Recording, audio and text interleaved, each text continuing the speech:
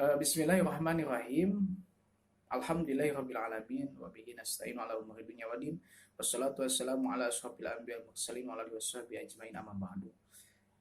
Yang pertama yang saya hormati dosen pengampu, terima kasih banyak yang sudah memberikan saya ilmu untuk menjadi orang yang berilmu ataupun yang paham terhadap ilmu agama. Dan alhamdulillah dalam MK ini dibahas sekali tentang agama-agama.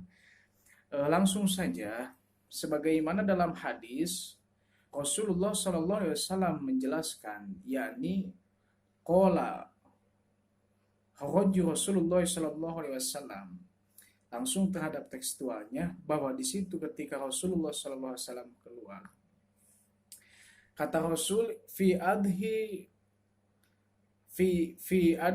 au fitni ilal musolli pamaru ala nisa.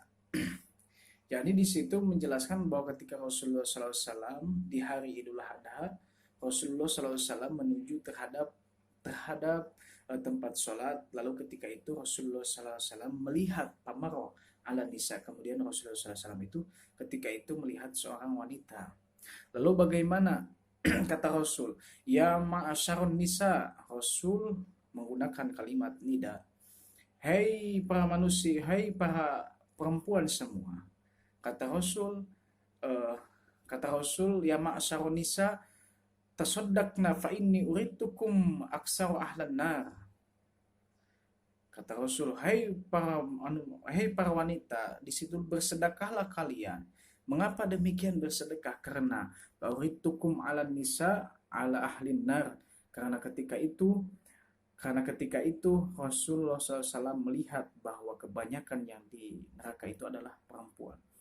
Lalu ketika itu fakuna kemudian berkata perempuan itu, "Fabima ya Rasulullah, apa penyebabnya sehingga kami berada dalam neraka?" Lalu kata Rasul, "Quli tuksiruna la'na wa takfuruna al-asira ma ra'aitu min naqisatil aqli adhabli kirihah al-kharim min ihdakunna." Jadi kata Rasul di situ bahwa kami tuksiruna la'na wa takfuruna al-ashirah, bahwa perempuan itu kata Rasul yakni yang selalu tidak patuh terhadap laki-laki, dan bahwa tuksiruna al-aqli dan asmara itu minaqisatil aqli, yakni bahwa perempuan adalah orang yang kurang akalnya, dan di samping itu juga bahwa lebih lupa dari lemahnya agamanya selain laki-laki. Jadi bahwa perempuan dalam hadis itu dikategorikan yakni yang selalu membantah terhadap suaminya, dan yang kedua bahwa perempuan itu di situ selalu kurang akal daripada laki-laki, dan yang itu juga, dan demikian juga bahwa perempuan itu adalah lemah agamanya. Nah, kita perlu melihat bahwa hadis ini menjelaskan terhadap haid ataupun menstruasi. Kita mengetahui bahwa haid itu diambil dari kata lapad haidun, yakni isim. Dan haid itu adalah salah satu masdar ataupun bisa jadi isim fa'il. Nah, kita mengetahui bahwa haid itu adalah salah satu perjalanan yang difitrahkan oleh Allah Subhanahu wa taala kepada perempuan, yakni untuk melaksanakan, yakni tidak lain dan tidak bukan adalah untuk salah satu reproduksi. Nah, gitu. Alhasil kita melihat bahwa secara tahammul ada bahwa hadis ini, yakni bahwa hadis ini adalah hadis yang sahih. Kenapa demikian? Karena ada beberapa penjabaran tentang haid, yakni seperti di hadis Imam An-Nasai, hadis Imam Ibnu Majah, dan di hadis pula Imam At-Tirmidzi. Di At-Tirmidzi ada 2 hadis, di Ibnu Majah ada 2 hadis, dan di Sunan An-Nasai ada 1 hadis. Nah, dan di samping itu juga bahwa hadis ini secara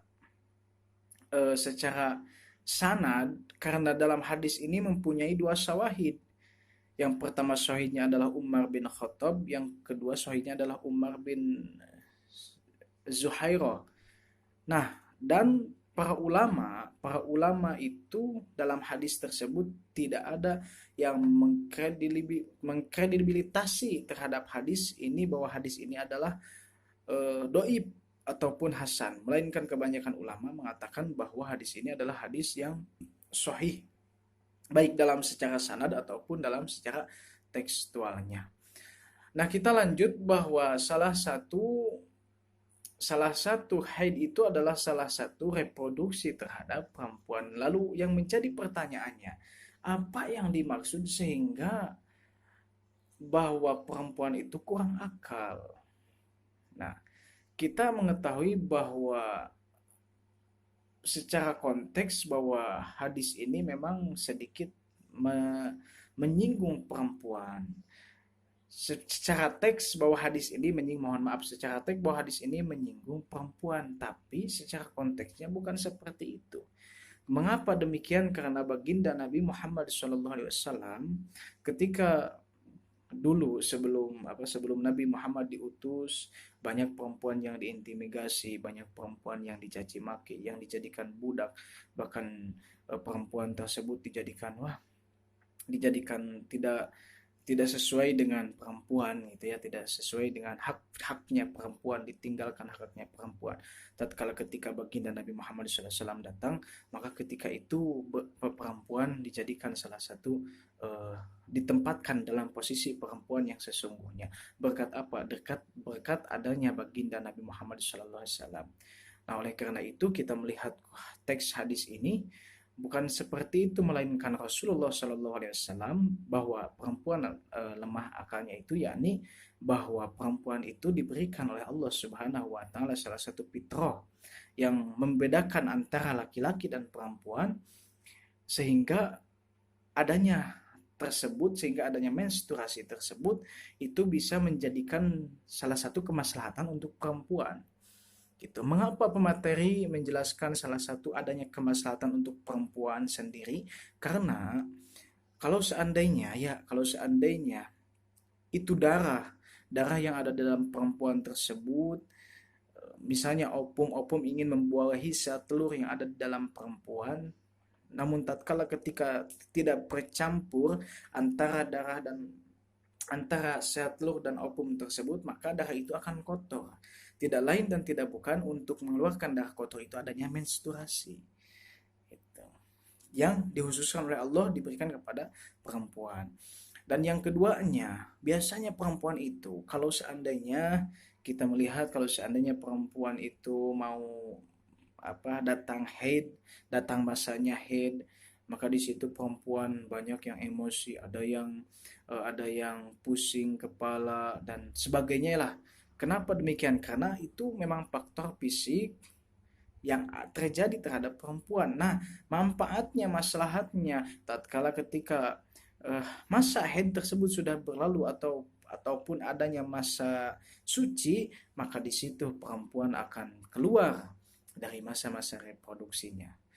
Nah, itu. Jadi manfaat secara kesehatannya dapat gitu. Karena apa? Karena Allah Subhanahu wa taala memberikan salah satu ketentuan yang dijadikan ketetapan kepada perempuan ataupun laki-laki itu tidak lepas, yakni menunjukkan kemaslahatannya. Jelas secara fisik berbeda, namun sebagai manusiawi antara laki-laki dan perempuan, sebagai manusia tidak ada yang membedakan. Semuanya laki-laki dan perempuan, semuanya insya Allah mulia di hadapan Allah Subhanahu wa taala. Itu. Dan yang kedua, bahwa perempuan itu disebut yakni hilang agamanya itu, yakni bukannya Rasulullah SAW menyebutkan bahwa perempuan itu bukanlah salah satu mengkreditifikasi bahwa perempuan itu hilang agamanya, tidak, melainkan apa yang dimaksud Rasulullah, melainkan kuantitas ibadahnya tatkala ketika datang masa haid terhadap perempuan, maka secara kualitas ibadahnya itu berkurang. Nah, jelas kita mengetahui orang yang haid kan tidak diharamkan untuk melaksanakan sholat, Orang yang haid diharamkan untuk melaksanakan puasa sebagaimana dalam hadis Bukhari 293 ini yang saya jelaskan ini. Orang yang haid dilarang untuk pergi ke masjid, namun itu ikhtilaf ulama ya itu. Namun di sini gitu. Secara memang benar, secara kualitas kuantitas ibadahnya perempuan yang haid itu berkurang, namun Nabi Muhammad SAW menjelaskan dalam kitab namun Abu Hurairah, mohon maaf, Abu Hurairah dalam kitab Bukhari menjelaskan yang bersumber dari Nabi. Kata baginda Nabi Muhammad SAW, "Iza maridul abdu au musafiron maka nalahu mislu anhu sahihun." Kalau seandainya, kata Nabi, kalau seandainya ada seorang yang sakit ataupun semacam sakit ataupun yang berada di perjalanan, dia sedang berada di perjalanan eh, karena tidak bisa karena tidak bisa berbuat kebaikan, karena dia sedang sakit, maka Allah Subhanahu wa taala akan mencatat terhadap kebaikannya tetap. Jadi, kalau seandainya berarti hadis itu, kalau seandainya ada perempuan yang haid karena kan semacam sakit secara fisiknya, kalau seandainya ada perempuan yang sakit semacam sakit, maka di situ dia tidak bisa melaksanakan sholat, dia tidak bisa melaksanakan puasa, dia tidak bisa melaksanakan salah satu syariat yang diperintahkan oleh Allah. Secara kuantitas dia tidak mendapatkan, tapi maka lahu mislu anhu sahihun, tapi Allah di situ tetap memberikan pahala. Kalau seandainya perempuan ketika sedang suci sering memperbanyak kuantitas ibadahnya seperti sunnah, namun tatkala ketika dia sudah datang haid, maka di situ dia tidak bisa melaksanakan sholat sunnah, maka di situ meskipun dia tidak melaksanakan sunnah, tapi secara kualitasnya Allah Subhanahu wa taala memberikan pahala sunnah kepada kepada perempuan yang haid tersebut. Mengapa demikian? Karena ini yang diriwayatkan oleh Abu Hurairah yang diterima dari baginda Nabi Muhammad Shallallahu Alaihi Wasallam.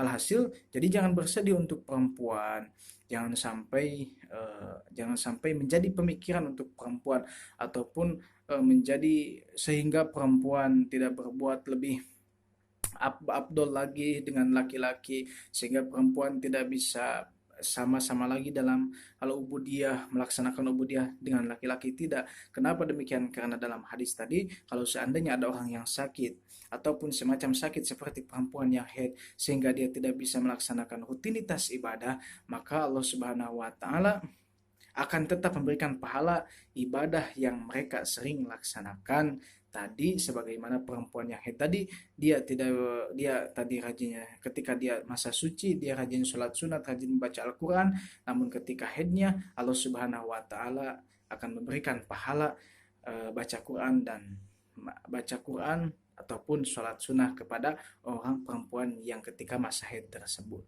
Nah, itu yang bisa saya sampaikan, semoga bermanfaat. Terima kasih banyak atas bimbingannya dan ilmunya kepada dosen pengampu alladzi lam yusama ismuhu ta'diman wa takriman, yang tidak bisa disebutkan namanya, yang tidak bisa disebutkan namanya karena bermaksud memuliakan dan mengagungkan. Terima kasih banyak. Ditutup dengan doa. Rabbana atina fid dunya hasanah wa fil akhirati hasanah wa qina azabannar. Wassalamualaikum warahmatullahi wabarakatuh.